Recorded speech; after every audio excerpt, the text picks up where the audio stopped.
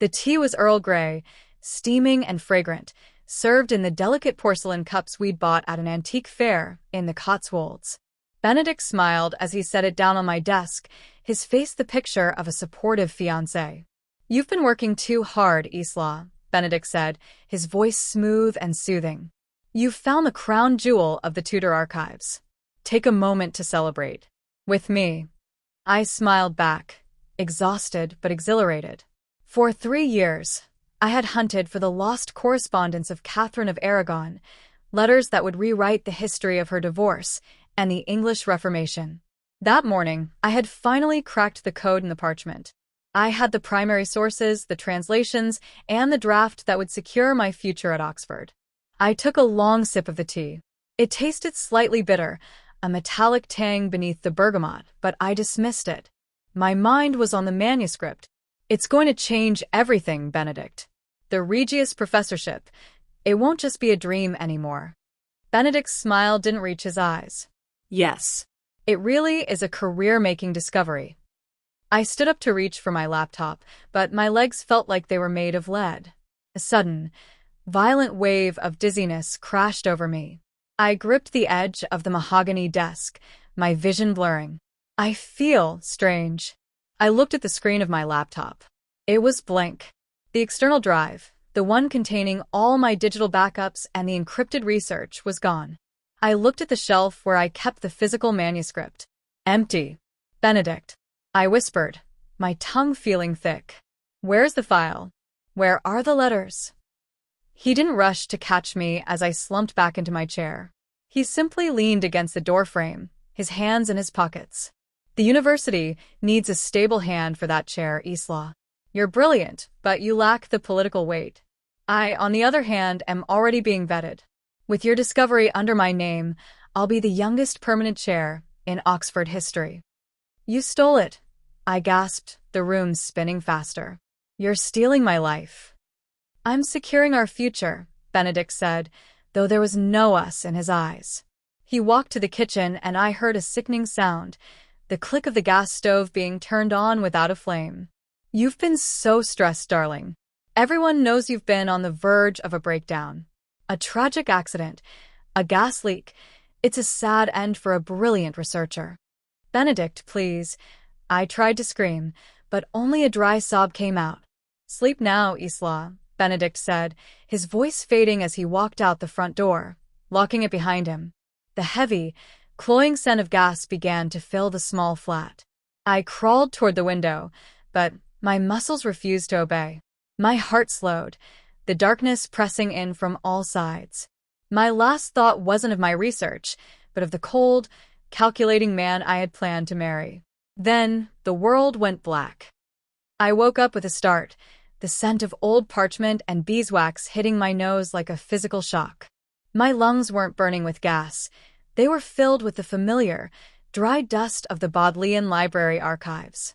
I was sitting in a corral in Duke Humphrey's library, the ancient wooden shelves towering above me. My head was resting on a leather-bound folder. "Isla, you okay?" "You've been out for 20 minutes, a voice whispered. I sat up, my heart hammering against my ribs. I reached for my throat, expecting to feel the constriction of smoke, but my skin was cool. I looked at my hands. They were stained with faint ink, but they weren't trembling. I looked down at the folder beneath my arms. It was the Catherine of Aragon manuscript. The original. I checked the digital clock on the corner of my monitor. October 14th. I was 3 weeks back. 3 weeks before the symposium. 3 weeks before Benedict would drug my tea and left me to die. "Isla, did you hear me?" I looked up. It was Sarah, the library assistant. She was looking at me with a mixture of concern and amusement. "You've been pulling 16-hour days. If you keep this up, you'll collapse before the symposium." I'm fine, Sarah," I said, my voice shaking. "I just had a very vivid dream." "Well, don't let the Duke catch you napping on the originals," she joked, pointing to the manuscript. "Benedict was looking for you. He said he wanted to take you to dinner to celebrate your progress." A cold shiver raced down my spine at the mention of his name. In my mind, I could still hear the click of the gas stove. I could still see his empty, blue eyes. "I can't do dinner," I said, more sharply than I intended. I pulled the manuscript toward me, my fingers trembling as they touched the vellum. I have to finish this. Right now." "Suit yourself," Sarah said, shrugging. I waited until she moved away, then I gripped the edge of the table. I wasn't crazy. The memory of the betrayal was too sharp, the taste of the Earl Grey too real. I looked at the manuscript, the discovery that was supposed to be my triumph and became my tombstone. I couldn't go back to the flat. I couldn't let Benedict see what I had found. If I stayed on the path I was on, I would end up on that floor again. I needed a plan. I needed someone who had the power to protect this research, someone Benedict couldn't intimidate or influence. My mind flashed to the one man Benedict hated more than anyone, the visiting scholar from Harvard who had been tearing apart Benedict's previous papers in the academic journals. Professor Julian Vane. I packed the manuscript into my secure bag, my eyes darting around the library as if Benedict might step out from behind every shadow. I wasn't going home. I was going to the one place Benedict never dared to set foot, the rival's camp. Julian Vane's temporary office was located in the newest wing of the history department, a sharp, glass and steel contrast to the crumbling stone of the archives. He was a rival to the Oxford elite, a man with a sharp tongue, a sharper mind, and an international reputation that made local professors look like amateurs. I stood outside his door, clutching my bag to my chest. Benedict always called Julian a pretentious American vulture, but as I stood there, I remembered the way Julian had looked at me during the faculty tea last month. It wasn't the patronizing gaze of a fiancé, it was the look of a man who saw a peer. I knocked. "Come in," a deep, slightly impatient voice called out. I pushed the door open. Julian was surrounded by mountains of books, his sleeves rolled up to reveal forearms that looked more like an athlete's than a scholar's. He looked up, his dark eyes hidden behind a pair of thick-rimmed glasses. When he saw it was me, his expression shifted from irritation to a quiet, intense focus. "Isla." "This is an unexpected visit," Julian said, leaning back in his chair. "I assumed you'd be busy at the Bodleian, or perhaps being toasted by Benedict at the high table." "I need your help, Julian," I said. I didn't use his title. I didn't have time for the dance. And I don't have anywhere else to go. Julian stood up slowly, his height dominating the small office. He walked around the desk, his gaze sweeping over my pale face and the way I was white-knuckling my bag. "What's happened? Did Benedict finally say something so stupid it broke your patience?" "Benedict is going to kill me," I said. The silence that followed was heavy. Julian didn't laugh. He didn't tell me I was being dramatic. He simply stepped closer, his presence a grounding heat in the sterile office. "Tell me everything. From the beginning." I told him. I told him about the discovery, the drugging, the gas, and the theft. I didn't tell him I had traveled through time. I wasn't ready to be committed, but I told him that I had found evidence that Benedict was planning to steal my work and remove me from the equation. I found his notes. I lied, my voice steadying. "He's been tracking my progress. He's already talking to the university press about a solo project. If I publish under my name now, he'll claim I stole it from him. He's better connected here than I am." Julian took a deep breath, his eyes darkening. "He's a parasite, Isla. I've known it since I arrived. He doesn't have a fraction of your instinct for the archives." He reached out, his hand hovering near my arm before he pulled it back, a rare moment of hesitation. "Why come to me?" "Because you're the only person he's afraid of," I said. "And because I think you're the only one who actually cares about the history, not the chair." Julian looked at me for a long moment, a slow, dangerous smile spreading across his face. "You're right. I don't care about their chairs. But I do care about you, Isla. More than I should probably admit to a colleague." He reached for his phone. "We're going to do this my way. We're going to bypass the Oxford press entirely. I have the Harvard University Press on speed dial, and I have a friend at the London Review of Books. We're going to timestamp every page of your manuscript tonight." "Tonight?" I asked. "Tonight," Julian said, his voice a low, protective rumble. You're staying with me. My guest room has a lock, and I have a very large, very loyal dog. Benedict won't get within a mile of you. Staying at Julian's was like living in a different world. His house was a converted mill on the outskirts of Oxford, filled with the sound of the rushing river and the scent of old wood. It was a sanctuary, but as the days passed, I had to return to the department to keep up appearances. I couldn't let Benedict know the game had changed. Meeting Benedict in the hallways of the department was like walking through a nightmare while awake. "Isla, darling. You've been so elusive lately," Benedict said, stepping into my path as I headed toward the faculty lounge. He reached out to tuck a strand of hair behind my ear, and I had to fight the urge to scream. His touch felt like ice. "I've just been deep in the research, Benedict," I said, forcing a smile that felt brittle. "You know how it is when you're close to a breakthrough." "I do," Benedict said, his eyes scanning my face with a hungry, predatory light. "In fact, I'd love to see what you found. Why don't I come over tonight? I'll bring some wine, and we can go over your notes together. I might be able to help you polish the final draft." Help me polish it, I thought. Or help yourself to it. "I'm actually working at Julian Vane's office today," I said, watching his face.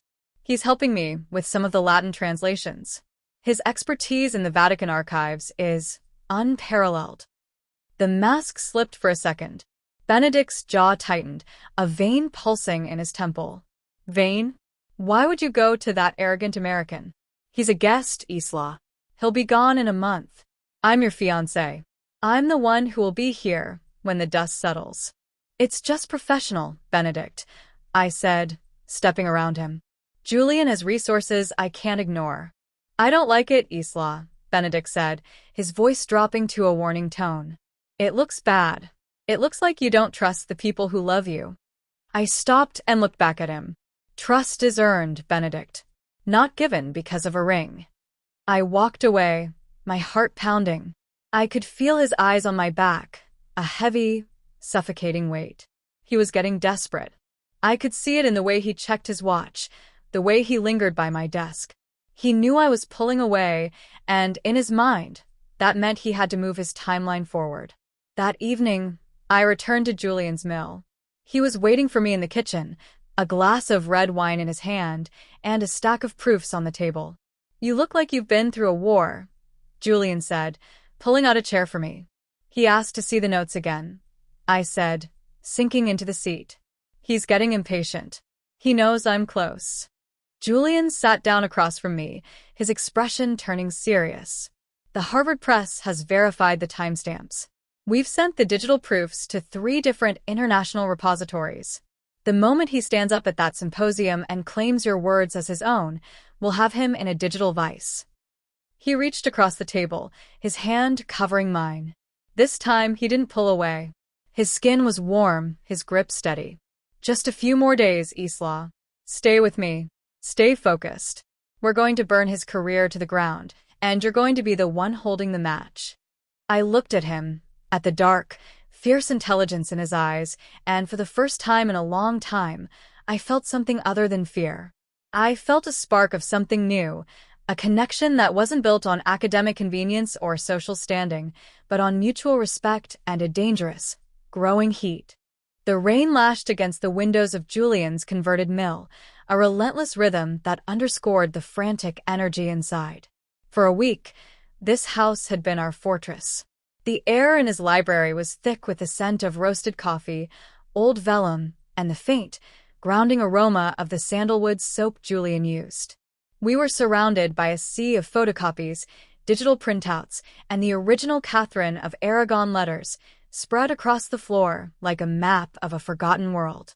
"Look at the way she signs this one, Isla," Julian said. He was sitting on the floor, his long legs stretched out, his glasses perched on the bridge of his nose. He pointed to a high-resolution scan of a letter dated 1532. "The ink is heavier here." She wasn't just writing a plea. She was asserting her title. She knew exactly what Henry was doing. I knelt beside him, our shoulders brushing. The heat radiating from his body was a constant distraction, a magnetic pull that I was finding harder and harder to ignore. "It's the phrasing in the 3rd paragraph," I said, my finger hovering just over his. She uses a specific legal term from the Castilian courts. She wasn't playing by English rules anymore. She was appealing to a higher power. Julian looked up at me, his dark eyes sparkling with an intellectual fire that made my skin tingle. You're brilliant, Isla. Truly. Benedict wouldn't have caught that in 1,000 years. He doesn't have the patience for the nuances. He only looks for the headline that will get him invited to the dean's next dinner party. He told me I was overthinking it. I whispered, the memory of Benedict's dismissive sneers feeling like a lifetime ago. He told me my feminine intuition was getting in the way of the facts. Julian let out a low, derisive snort. Benedict Thorne would know a fact if it hit him in the face. He's a parasite, Isla. He's spent his career feeding off the brilliance of people like you, because he lacks a single original thought in his own head. He reached out, his hand hovering near mine before he finally took it. His palm was warm and slightly rough. I've watched you for months, you know. Long before this mess. I watched you in the archives, the way you handled the parchment like it was a living thing. I knew then that you were the one to watch. The atmosphere in the room shifted. The intellectual fire didn't die out. It simply transformed into something more dangerous, more intimate. Julian, I started, my voice trembling. Why are you doing all of this? You're a visiting scholar. You could have stayed out of this. You could have let the Oxford drama play out on its own. Julian pulled me closer, the distance between us vanishing until I could see the tiny flecks of gold in his irises. Because I couldn't stand to see you under his thumb, he said, his voice dropping to a low, intense rasp. And because I don't want to be a visiting scholar anymore, Isla. Not if it means leaving you behind. He paused, his gaze searching mine. Harvard is opening a senior research fellowship. It's a permanent position with a focus on the very archives we've been dissecting. I've already spoken to the department head. They don't want a name like Benedict. They want the person who actually did the work. They want you. Boston. I asked, my heart hammering against my ribs. You want me to move across the Atlantic? I want you to be where you're celebrated, not just tolerated, Julian said. He reached up, his hand cupping the back of my neck, his thumb grazing the sensitive skin behind my ear. And selfishly, I want you where I can see you every day, without the shadow of a man like Benedict looming over us.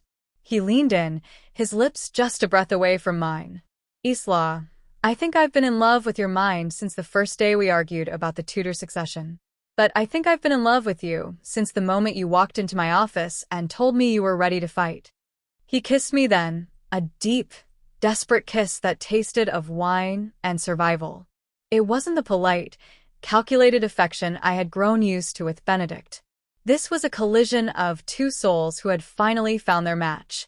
When we finally pulled apart, the world felt steady for the first time in weeks. We finish this tomorrow, I whispered against his lips. We finish it, Julian agreed, his eyes flashing with a cold, protective light. And then, we start everything else. The air inside the flat we once shared felt stagnant, as if the oxygen had been replaced by the heavy, invisible weight of a lie. Every floorboard I stepped on felt like a trigger for a trap I had already tripped once. I could feel the small microphone taped to my ribs, a cold, plastic reminder that Julian was listening to every breath I took from the car parked 3 stories below. Isla? Benedict's voice drifted from the kitchen. It was that same honeyed, melodic tone that had once made me feel like the center of his universe. Now, it just made my skin crawl. I stepped into the kitchen, my heart thumping a frantic rhythm against the wire. Benedict was standing by the stove, the steam from the kettle rising in a soft, mocking plume. He looked perfect, his hair swept back, his white shirt crisp. He looked like the man of the hour, not a man who had left his fiancée to suffocate in a gas-filled tomb. I didn't expect you back until the morning, Benedict said, turning with a smile that was far too bright. I missed you at dinner. I assumed you were still under the spell of our American guest. I just came for my academic robes, Benedict, I said, keeping my voice as flat as possible. I didn't want to give him the satisfaction of seeing me tremble. The symposium is tomorrow. I need to be prepared. Preparation is everything, he said, nodding slowly. He reached for 2 porcelain cups, the ones from the Cotswolds. But you look pale, darling. Stressed. Why don't we have one last cup of tea? For old time's sake.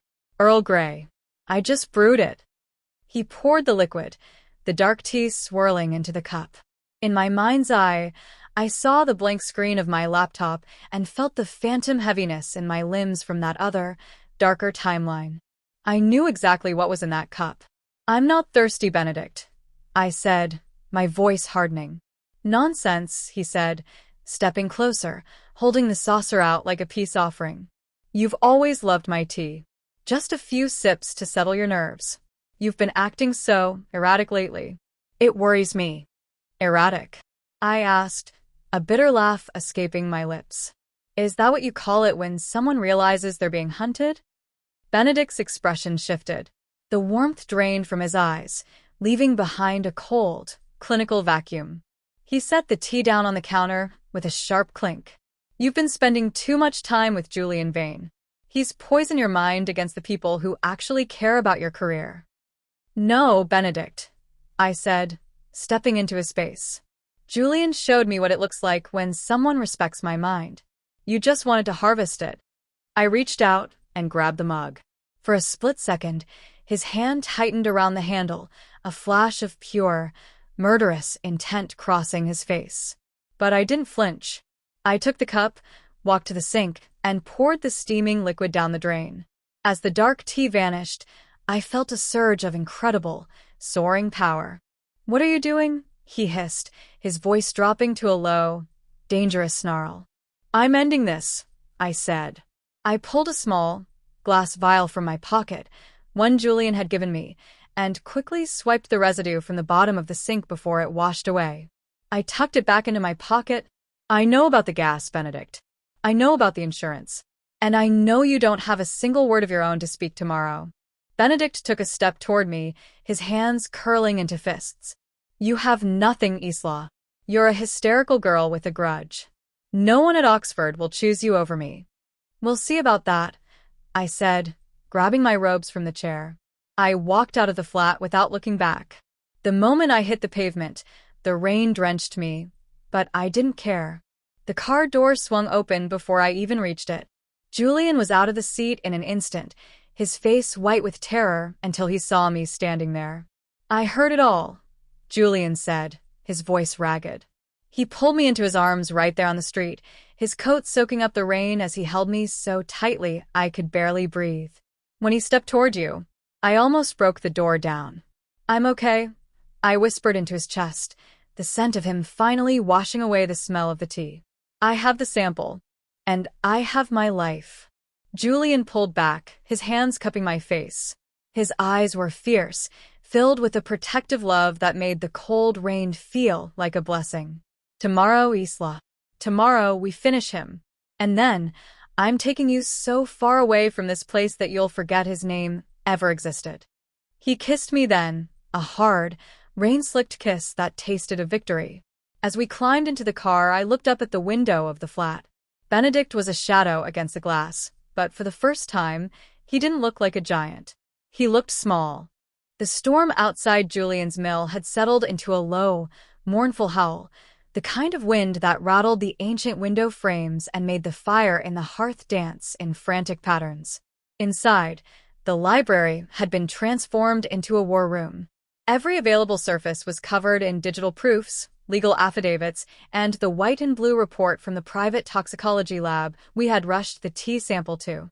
It was diazepam, Julian said, his voice tight with suppressed rage as he stared at the lab results.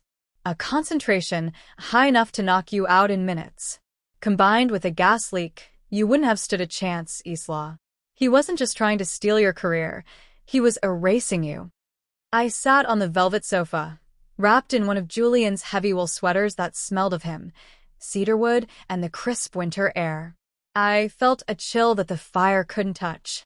I knew it, I whispered. But seeing it on a formal report, it makes it so much more real. He really sat there and smiled while he handed me a death sentence. Julian walked over and sat beside me, his presence a grounding force in the middle of my panic. He took the report from my shaking hands and set it on the coffee table, then took both of my hands in his. He's never going to touch you again, Isla. I've already sent the encrypted copies of your manuscript to the international press and the vice-chancellor. The trap is set. He thinks he's walking into his coronation tomorrow, but he's walking into his execution. What if the board protects him? I asked, looking up at him. He's an Oxford man, Julian. You're a visitor. They might try to sweep it under the rug to avoid the scandal. They can't, Julian said firmly. He leaned in closer, his gaze fierce. I've made sure of that. The London Review of Books has a digital version of your paper ready to go live the moment you finish speaking. If Oxford tries to bury this, the rest of the academic world will tear them apart for complicity. You aren't just a researcher anymore, Isla. You're the woman who found the Catherine of Aragon letters. You're the history they can't ignore. I looked at the stacks of paper, the work of my life, and then back at the man who had risked his own reputation to stand by me. Why did you do all of this, Julian? You didn't even know me 3 weeks ago. Julian reached up, his thumb tracing the line of my lower lip.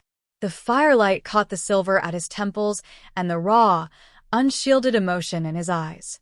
I've known you for a long time, Isla. I've read every footnote you've ever published. I've seen you in the Bodleian, so lost in the 16th century that you didn't notice the world around you. I didn't need 3 weeks to know that you were the most brilliant, resilient woman I'd ever met. He leaned forward, resting his forehead against mine. I stayed because I couldn't breathe thinking about a world where your voice was silenced. I stayed because I wanted to be the one to hear it first. The tension that had been building between us for days finally snapped. It wasn't just the adrenaline of the coming battle. It was the profound realization that I wasn't alone anymore. I reached out, my fingers tingling in the hair at the back of his neck, and pulled him down. The kiss was slow and deep, a silent vow exchanged in the middle of a storm. It tasted of wine, wood smoke, and a future I was finally brave enough to believe in. When we finally broke apart, his hands were still cupping my face, his breath warm against my skin. Tomorrow, I whispered. Tomorrow, he said, his voice a promise. We take everything back. The great hall of the Divinity School was a cathedral of academic ego. Sunlight filtered through the high, vaulted windows, casting long shafts of gold over the rows of dark wooden benches packed with the most prestigious historians in Europe. The air was heavy with the scent of old stone and the nervous hum of anticipation. I stood at the back of the hall, the heavy silk of my academic robes feeling like armor. My heart was a drum against my ribs, but Julian's hand, resting firmly on the small of my back, kept me from drifting away into the panic. You're ready, Julian whispered, his voice a low vibration that grounded me. Look at him. He's already celebrating a victory that doesn't belong to him. I looked toward the front. Benedict was at the podium, adjusting his microphone with an effortless grace that made my stomach turn. He looked every bit the golden boy of Oxford, polished, arrogant, and utterly convinced of his own invincibility. He caught my eye in the crowd and offered a small, patronizing nod, the look of a man who thought he had successfully handled a minor inconvenience. And now, the dean announced, his voice echoing off the stone walls, it is my distinct honor to introduce Professor Benedict Thorne, who will present a discovery that will undoubtedly redefine our understanding of the Tudor era. Benedict began to speak. It was agonizing. I listened to my own sentences, my own hard-won insights, and the very cadence of my thoughts being performed by a thief. He spoke of Catherine of Aragon's secret letters with a passion he hadn't earned. On the massive screen behind him, he displayed the slides he had reconstructed from my stolen notes. And here, Benedict said, his voice swelling with practiced drama, we see the definitive proof of Catherine's secret appeal to the Castilian courts, a document I spent years tracking through the uncatalogued archives. Julian stood up. The movement was slow, deliberate, and commanded the attention of every person in the room. A fascinating discovery, Professor Thorne. Julian's voice rang out, cold and sharp as a winter frost. But I have a question regarding the provenance of your digital records. Benedict froze, his hands gripping the edges of the podium. Professor Vane. This is hardly the time for your usual transatlantic rivalry. We can take questions at the end. I think the dean would be interested in the timing, Julian said, walking down the center aisle. He looked like a wolf entering a fold of sheep. He signaled to the tech booth, where we had spent 3 hours this morning with the university's IT director. If you could switch the feed to the Harvard Digital Repository, please? The screen behind Benedict flickered and died. A second later, a new image appeared, a digital time-stamped document from 3 weeks ago. My name, Isla Vance, was watermarked across every single page. This research was published and archived in a secure international repository 21 days ago, Julian said, turning to face the dean. By Isla Vance. It seems Benedict Thorne's groundbreaking work is a word-for-word duplication of research that was already legally protected before he even claimed to find it. A shocked roar erupted in the hall. Benedict's face went from pale to a sickly, mottled gray. This is a misunderstanding. Isla is my fiancé. We collaborated. We didn't collaborate, Benedict, I said, stepping forward into the aisle. The crowd parted for me like the Red Sea. My voice didn't shake. You stole my drive.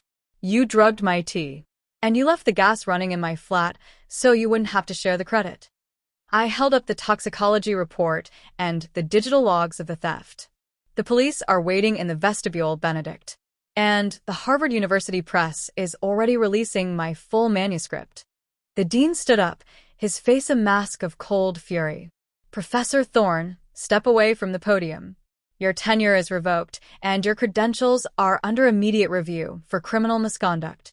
Security guards moved in as Benedict began to scream, his golden boy, mask shattering into a jagged, ugly mess.